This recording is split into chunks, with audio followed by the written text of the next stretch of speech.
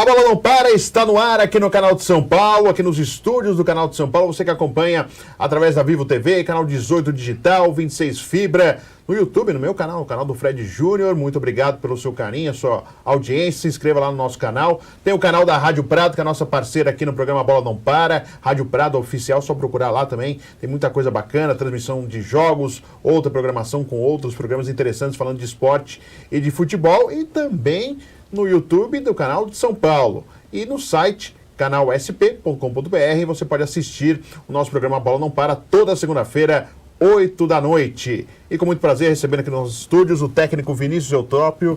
Vinícius, muito obrigado por estar aqui nos nossos estúdios. Vamos falar um pouquinho de futebol. E uma coisa interessante para mim, pro meu lado. Meu pai, algumas pessoas sabem pelo meu trabalho no Jovem Pan, eu falei algumas vezes já, meu pai é boliviano. E o Vinícius Eutrópio, a sua última passagem foi no futebol boliviano. E, aliás, é difícil. Jogadores brasileiros nós já tivemos jogando futebol boliviano. Mas treinadores, eu acho que, se não foi o primeiro, foi um dos poucos treinadores brasileiros que trabalharam na Bolívia. Vinícius, obrigado por ter vindo aqui ao nosso programa. Quero que você conte essa experiência no futebol boliviano. Eu sei que não é nada fácil, que eu conheço em casa um pouquinho como que é. Eu queria que você contasse. Muito obrigado, viu, Vinícius? Eu que agradeço, Fred, o convite. Um abraço a todos que estão assistindo A Bola Não Para. É um prazer estar aqui com vocês. Tem umas histórias boas aí para contar da Bolívia. É um grande desafio. Eu imagino. Né? Você comeu saltenha, o salgado boliviano? Nossa, muito. Então, tá bom. Apaixonei pela saltenha. Só que tem aqui no Brasil, né? Pra você comer. Depois eu vou te passar as dicas aí que eu sei onde tem. Tá bom. E como que foi essa passagem aí no Bolívar, no futebol boliviano? Como que chegou primeiro? A história é interessante, o convite, Vinícius. Queria que você falasse um pouquinho como que surgiu tudo isso aí, para depois você falar do trabalho na Bolívia. Foi interessante realmente. O desafio ele partiu já desde do convite. Eu trabalhei no Santa Cruz no ano passado e o Zé Carlos, um auxiliar técnico da casa, que foi um ex-jogador do Bolívar, tem muito contato com o Bolívar. O Bolívar, só para as pessoas entenderem, tem um dono, né, que tem uma empresa que chama Baiza, que administra o Bolívar, que é de um mega milionário boliviano que mora em Miami e que também ajuda, né, o Bolívar na Bolívia, a cidade que ele mora, La Paz. E através dele, né, fui indicado para ser um dos treinadores a ser entrevistado. Você foi entrevistado? Justamente. Entrevista de emprego? Isso. Ele me ligou, o Marcelo Cláudio me ligou e falou: Vinícius, nós temos um projeto, dos Estados Unidos, que vamos abrir uma franquia na MLS com o Beckham em 2020. Né, e temos o maior time da Bolívia, base da seleção, 60% do país torce para o Bolívar e vamos disputar a Libertadores. Tinha mais brasileiros na entrevista? Não. Só você é o único do Brasil? Só eu. E se eu teria interesse? Eu falei, sim, tenho interesse. Ele falou, então você tem que pegar, vou mandar a passagem para você, vem para Miami daqui 2, 3 dias e a gente faz essa entrevista com você. Vão ter mais 6 treinadores. Tinha espanhol, tinha argentino, uruguai, por isso eu fiquei feliz também, para ter um parâmetro da nossa qualidade, do tipo de trabalho que nós temos, né? E sem falar o idioma corretamente, né? ainda aprendendo. E aí nesse time que ele deu 2, 3 dias, eu já assisti 4, 5 jogos do Bolívar, já montei toda a programação, elenco, formação de elenco, pré-temporada, a história, já estudei tudo. E quando eu cheguei lá, eu participei de uma reunião com ele, mais o irmão, presidente, vice, eram 6, 7 pessoas. Mostrei em vídeo todo o meu trabalho, minha carreira, metodologia, a forma que meu time jogava no Brasil, né, os times e o que eu iria fazer lá. Né, e depois de 3 horas de reunião eu saí. Sim. E também foi interessante no final da reunião, porque eu já levantando de costas, ele gostou muito, né, era para ficar 1 hora, eu fiquei 3, né. Ele falou, Vinícius, por favor, você pode me dar nome de 6 pessoas para te dar referência no Brasil? Sim. Né? Bem a coisa de americano, de basquete, de futebol americano. Eu falei com ele assim, não, claro que não. Aí ele não entendeu e falou assim, mas como não? Eu falei, olha, a gente está começando uma relação de confiança. Você quer que eu indique 6 amigos para você ligar e falar bem de mim? Eu acho que não é o caminho correto. Né? Eu tenho que jogar limpo com você. Pegue meu currículo, veja os times que eu joguei, que eu trabalhei e ligue para as pessoas. e sair. Eu acho que aquilo para um cara que tem muito dinheiro e poder, aquilo ficou aquilo. Isso foi 3 da tarde. Às 4 da manhã tocou o meu WhatsApp. Ministro, por favor, você pode me dar alguns nomes? E eu dei. E resumindo, ele ligou nos outros dias. Você lembra mais ou menos quais pessoas que você falava?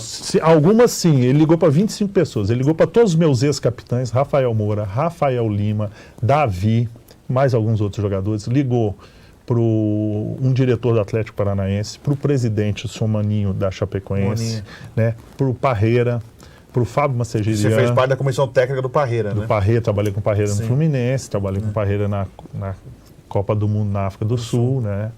E para o Fábio também, Macegerian. Também provedor físico. Sim, para o Marcos Assunção também. Todos. Você trabalhou com ele no Barueri? No Barueri e no Figueirense. Sim. Né? O Assunção foi campeão comigo. Aliás, ele saiu porque você saiu, não foi isso? Justamente, em lealdade a mim. Não queria, porque ele não poderia atrapalhar aquele momento dele. Estava tão bem, né? Isso é verdade. Aos 39 anos, ele tinha feito com 38 anos um ano muito ruim, eu digo de contusões, de contusões no Santos. E aos 39 ele jogou todas comigo lá e muito bem, né? Então, a partir disso, eu recebi o convite. Então, de 6 que ele pediu, foi para 25 o número de pessoas que ele consultou, Vinícius? Eles estão ligando. Sempre alguém me ligava, olha Vinícius, falando de tal, ligou aqui. Túlio de Melo, no Japão. Túlio também? No Japão. Inclusive, aí, depois do Túlio falou, ele tem um time de beisebol aqui na minha cidade, no Japão. O cara tem realmente um poder multimilionário. Assim, multimilionário. Então foi a primeira batalha vencida por esse desafio. E o segundo, realmente, que eu queria primeiro, tentar, né, e eu acho que eu consegui abrir campo para o treinador brasileiro na América do Sul, que é um papo bem legal, interessante isso. Sim. Por que os treinadores brasileiros, né, não trabalham na América do Sul? Se culpa muito a língua, Vinícius. Não é verdade, não é verdade. Né? Eu pesquisei, eu conversei com jogadores, com agentes de futebol, com diretores, com o presidente. Né? Conversei com muita gente relacionada e não é isso não tem problema. Lá teve um momento que se abriu essa dúvida, né? A língua. Nós estreamos ganhando do Jorge Wisterman, que ganhou do Vasco de 4, nós estreamos ganhando de 5. Depois ganhamos de 1-0 fora. Depois, no terceiro jogo, ganhamos de 5. Quer dizer, a língua não era barreira, senão teria barreira no início.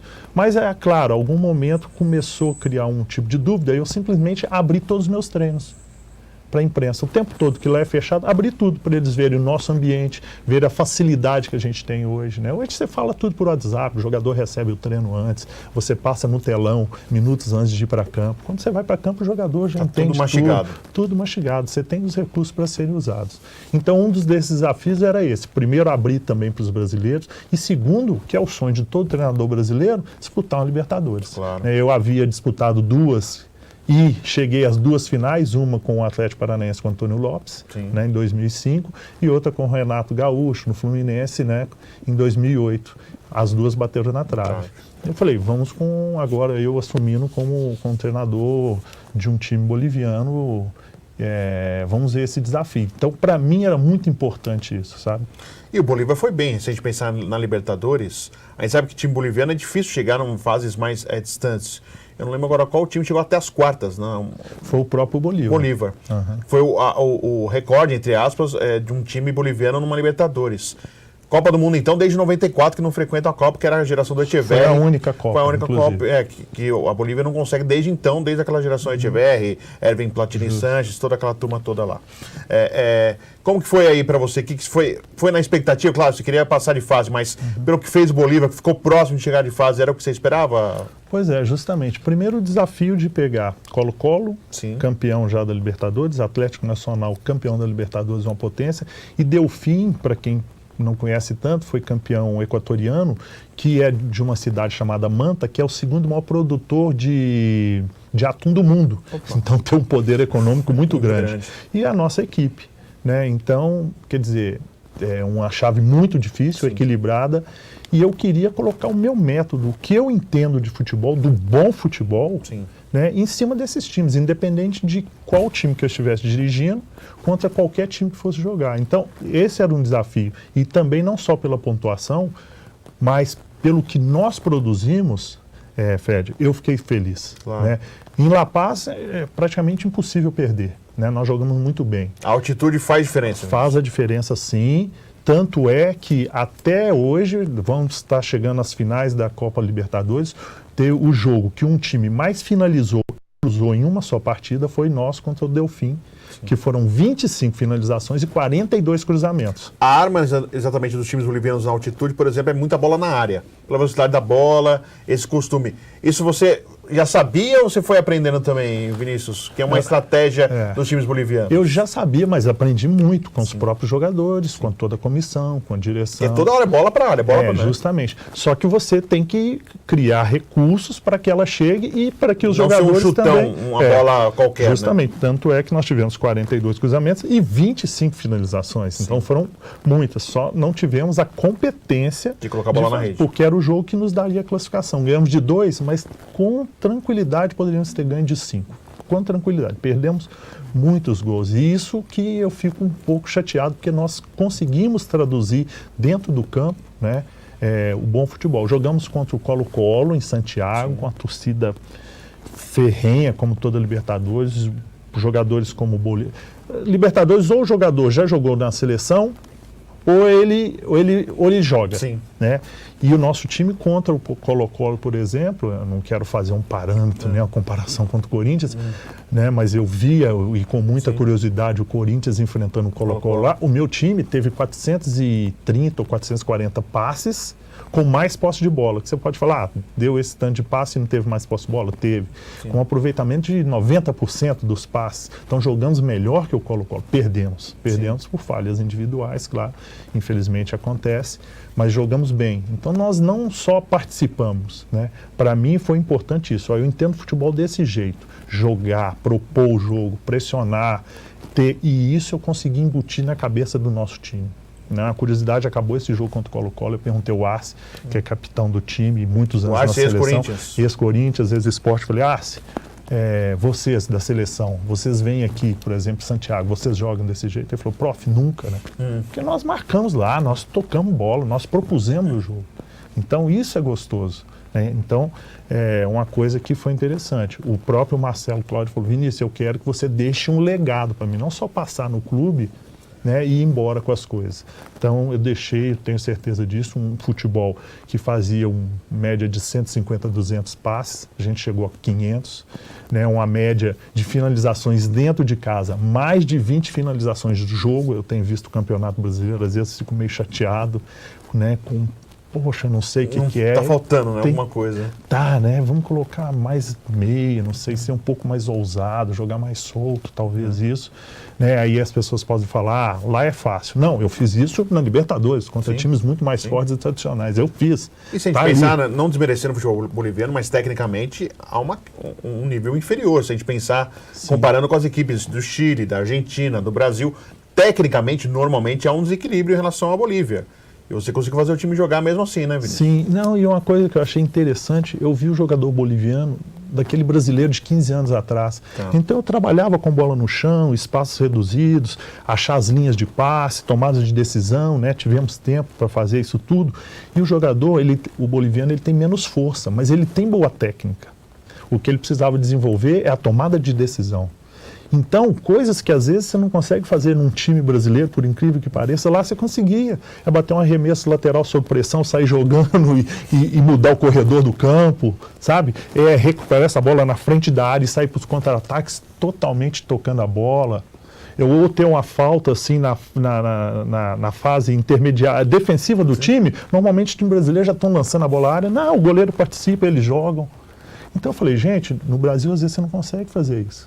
Então, qualidade eles têm, basta dar confiança para eles. Por isso eu fiquei particularmente muito feliz com a atuação do time na Libertadores, não só com os 8 pontos e todos os números.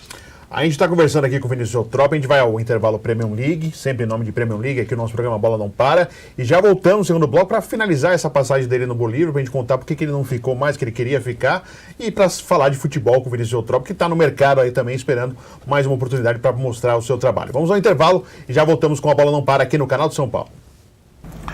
Vocês estão acompanhando a Bola Não Para, sempre em nome de Premium League, Fantasy Games, sucesso já. Foi assim na Copa do Mundo, o Campeonato Brasileiro começando muito bem e com muitas novidades. Segundo semestre recheado de competições para você poder participar. Espanhol, inglês, Champions League e os hermanos. Campeonato Argentino.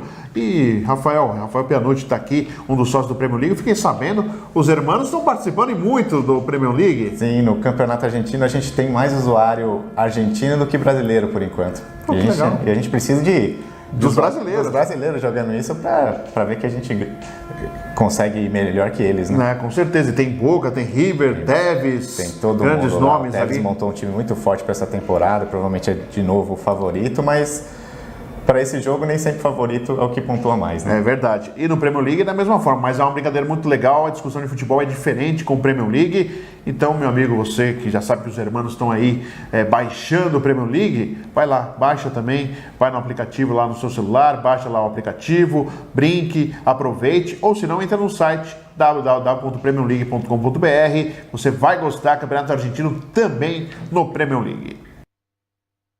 Você pode acompanhar a nossa entrevista, a bola não para, hoje com o técnico Vinícius Eutrópio. A gente está falando da passagem dele na Bolívia, que é uma passagem interessante com a história. Só da entrevista de emprego já foi interessante você saber um pouquinho como foi essa chegada do Vinícius ao futebol boliviano. Aí estava indo tudo bem, uma campanha legal, claro, queria uma classificação, mas o Campeonato Boliviano brigando aí pelo título. Ficou na terceira colocação, Bolívia, se eu não me engano, mas não teve continuidade do trabalho, Vinícius. O que aconteceu nesse meio do caminho para você não ter a continuidade de seguir no Bolívar? Só relembrando que a Libertadores não passamos de fase, mas nos classificamos em terceiro e isso deu condição à Sul-Americana. Sim, exato. Né? E no boliviano, como era uma fase de classificação pela primeira vez pela Copa do Mundo, teria o mata-mata, porque o Bolívar automaticamente, se fosse pontos... O Campeonato Boliviano é que nem o argentino, tem clausura, abertura, igualzinho, e não tinha mata-mata. Esse ano, com a Copa teve, né? Esse ano teve o mata-mata. Então, por exemplo, normalmente eles usam um grupo muito fechado ali, restrito de 13, 14 jogadores. Eu usei na primeira fase 25 jogadores, usei praticamente o elenco todo, com garotos de 19 anos jogando, que isso é muito difícil acontecer lá. E fizemos 66% de aproveitamento, classificamos em primeiro. E claro, vem a fase de mata-mata, né, mais difícil, classificamos também contra o Potosí, que foi um time que tinha acabado de disputar com o Fluminense o Real Potosí, né? Lá contra o Fluminense, um jogo difícil. Naquela mesma semana nós ganhamos deles em casa e fora. E aí veio o clássico que daria oportunidade à final. Aí foram muitas coisas muito estranhas. Você criticou a arbitragem? Na verdade eu praticamente denunciei. E um fato muito interessante que depois o Jorge Wilstermann, que chegou à final, o treinador entrou na justiça antes da final contra a federação, para suspender o jogo e suspender os atos que iam apitar. O treinador do Jorge Wilstermann. Ele foi isso por conta própria? Por conta própria, claro, sempre bem orientado por tudo. Então, quer dizer, foi uma coisa muito nítida que acaba prejudicando o futebol. E o melhor time, que eu tenho certeza era o nosso, não desmerecendo os outros, acabou não sendo premiado, foi prejudicado em prol realmente de apenas resultado. Você acha que isso pode ter contribuído para a sua saída? Sim, talvez sim, porque o Bolívar acaba tendo uma obrigatoriedade de ser campeão, né? Mas as pessoas viram, todos me apoiaram no momento, mas depois houve essa decisão, fiz a reunião, preparei tudo para a volta, e eles decidiram modificar, mas assim, para mim foi importante porque fizemos um trabalho excelente, tanto no boliviano quanto na Libertadores, deixamos um legado, todos os treinos eram filmados, né? Eu tive um auxiliar boliviano dentro do meu vestiário, coisa que isso não acontece com outros treinadores estrangeiros, né? Eu levei um analista de desempenho e treinei mais 2 bolivianos para fazer a análise de desempenho. Outra coisa interessante, eu reunia uma vez por mês com os 36 treinadores da base. E a cada semana, 2 treinadores da base ficavam comigo de segunda até domingo, participando de tudo, palestra, treino. Então, todos eles participaram do processo para que a gente pudesse montar uma espinha, uma metodologia de treino. Então, quer dizer, o que o Marcelo me pediu, o que o dono me pediu de deixar um legado foi prontamente feito e fico feliz por isso e até hoje comunico, principalmente com os professores, né, que sentem um pouco de saudade, claro, pela liberdade que a gente passou para todos eles. E você acha que você deixou as portas abertas, não só na Bolívia, mas no futebol sul-americano em si, Vinícius? O que você acha? O que você sentiu após a saída? O que você pôde perceber depois que você saiu do Bolívia? Sim, eu acredito que sim. O CEO hoje chama-se Dardo, é um grande amigo que eu tive lá. Quando eu era o treinador, ele era um diretor, mas não era o CEO. Então hoje a gente se fala praticamente todo dia, toda semana. É um cara realmente que eu fiz uma amizade muito grande. O nome, sim, ele ficou marcado, né? Primeiro porque pela campanha da Libertadores. Existem alguns contatos, inclusive, para uma volta para países próximos ali, né? Equador, Chile, Colômbia, justamente os países que eu joguei contra essas equipes. E é um mercado que eu tenho certeza que eu abri assim para mim, porque eu estou tendo isso. E é uma coisa muito interessante a gente falar desse mercado. Sim. E dessa pesquisa que eu fiz com Sim. todas as pessoas. Eu tenho conversado com algumas pessoas, alguns agentes, alguns presidentes de clubes de lá, e a primeira pergunta que eles falam é assim: mas você quer vir para cá? Por que você quer vir para cá? Mas você está aí no Brasil? Então eles têm o Brasil como uma coisa tão grande que ninguém gostaria de trabalhar num outro justamente lugar. E a verdade, o que eles têm é que nós, não vou dizer menosprezamos, o resto da América do Sul. Sim. Ninguém tem interesse. A primeira pergunta é isso: mas por que vocês querem sair? Tem certeza que quer sair do Brasil para trabalhar aqui? Como vocês ganham tanto, mas o Brasil tem um futebol tão bom. Né? E a gente não, a gente quer trabalhar para explorar, para exportar, porque também existem bons clubes, bons Sim. campeonatos para serem explorados, né? E a gente acaba não fazendo esse intercâmbio e fica assim. E o mercado fica restrito, né, Vinícius? Porque se a gente pensar no futebol brasileiro, quantos bons técnicos estão aí desempregados? Justamente, né? Nós temos aí 200. O nosso grupo do WhatsApp dos treinadores, eu acho que são 200, hoje tem 20 trabalhando, né? 40. E tem as outras Copas, Copa Paulista, sim, Copa Santa Catarina e tudo. Então é outra coisa que a gente também debate, de terem, como a CBS tem melhorado, mas para estender mais os campeonatos Série C e D, né, fortalecer mais esses campeonatos é importante. E também que haja algum tipo de processo para fortalecer o nome do treinador junto às outras confederações sul-americanas, né? Isso eu tenho também, como eu dou aula, né, e sou professor há 7 anos no curso da CBF, eu já sugeri isso para algumas pessoas, para que a CBF crie algum tipo de organização para que essas pessoas venham nos conhecer também. Sua expectativa agora de sequência de carreira é voltar a trabalhar no Brasil, ou você acha que vai trabalhar no futebol sul-americano, Vinícius? Porque você está pesquisando, sentindo. Ou você está aberto aí, o que vier, está ótimo, bem importante trabalhar? Na verdade, eu estou aberto, né? Sul-americano, existem coisas aí, não vou dizer concretas, mas adiantadas. Tenho consultado, é um mercado que agora, novembro, eles respeitam muitas etapas, dificilmente eles cortam um trabalho assim, faltam 7 jogos. Não, eles esperam terminar todo um processo, novembro, dezembro, para depois haver a troca, mesmo times que estão aí mal, né? E então é um processo que pode ter. Mas se respeita mais o treinador? Se respeita mais o treinador, se respeita, não tem dúvida, né? Há críticas, há cobrança, como todo lugar. Futebol, a bola rolou, é igual. Mas os dirigentes, de um trabalho até o final. Eles esperam. Até a própria imprensa, né? Vamos esperar o ciclo e tal. Foi o que eu fiz, fizemos um ciclo lá, fechamos o nosso ciclo, foi importante. Mas eu estou aberto, né? O futebol brasileiro é muito interessante. Eu venho aí dos últimos 4 anos na Série A, saí por uma Libertadores, saí para o Emirados Árabes. Sim. E eu vejo o futebol brasileiro com muitos bons olhos, com muita vontade também de trabalhar e mostrar meu serviço. O grande trabalho no Brasil, qual que foi, Vinícius? Você tem uma relação interessante com a Chapecoense, por exemplo, mas qual que foi o grande trabalho que você teve como técnico? Eu fiz alguns desafios foram vencidos. 2010, nós montamos um time em 20 dias do Grêmio Barueri e ficamos em terceiro. O Toninho Cecílio depois pegou os últimos 6 jogos, mas ficamos em terceiro, né? Eu voltei de Portugal depois de 2 anos, o Duque de Caxias estava em último lugar, com 5 derrotas consecutivas e não podia contratar ninguém. E as pessoas falam, o Vinícius monta bem o time. Eu falei, essa é a minha chance, eu não posso fazer, não posso montar. Está em andamento. Então, de último colocado na Série C, nós fizemos 6 vitórias consecutivas e classificamos em primeiro. né? E aí 2013 para 14 foi um grande ano para mim, porque também peguei o Figueirense, Sim. de 14º, conseguimos o acesso para a primeira divisão, e já na sequência, depois de 6 anos, eu fui campeão pelo Figueirense também catarinense. Então foram anos bons de conquista. Agora, um trabalho que marcou muito na montagem, realmente, porque depois a equipe fez muito sucesso, foi a montagem da Chapecoense em 2015, né?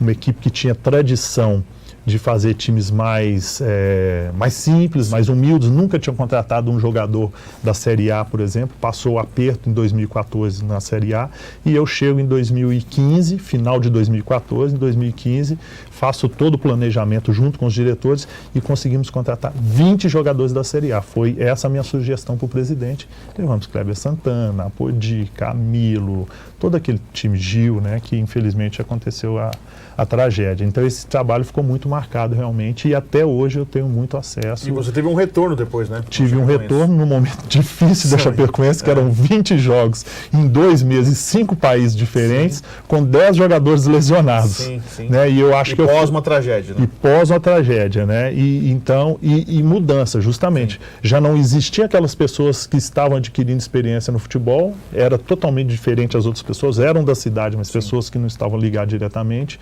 Né? O clube internamente um pouco conturbado, e eu chego um pouco assim para dar uma acalmada.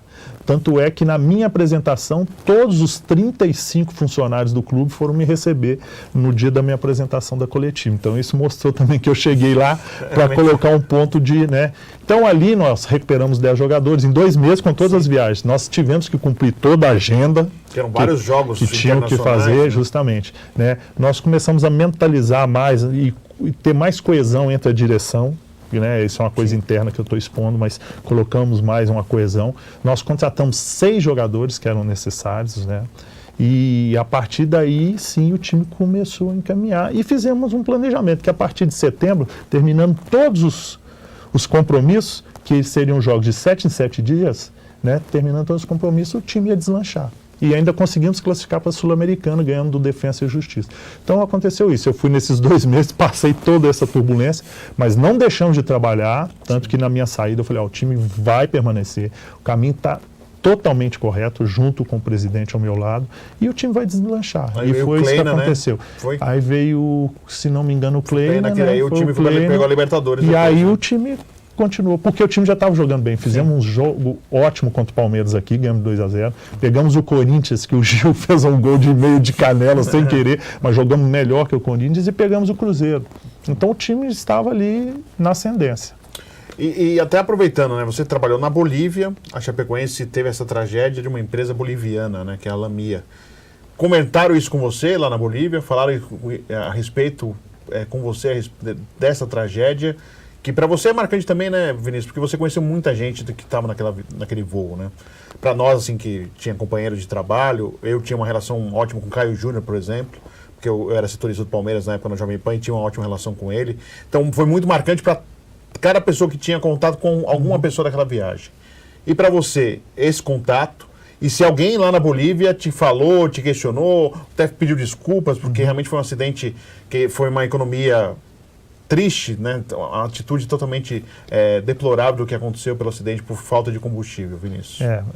Vamos por partes. Primeiro, realmente, quando os bolivianos comentam e eles querem saber, eles ficam com vergonha, com muita vergonha do que aconteceu.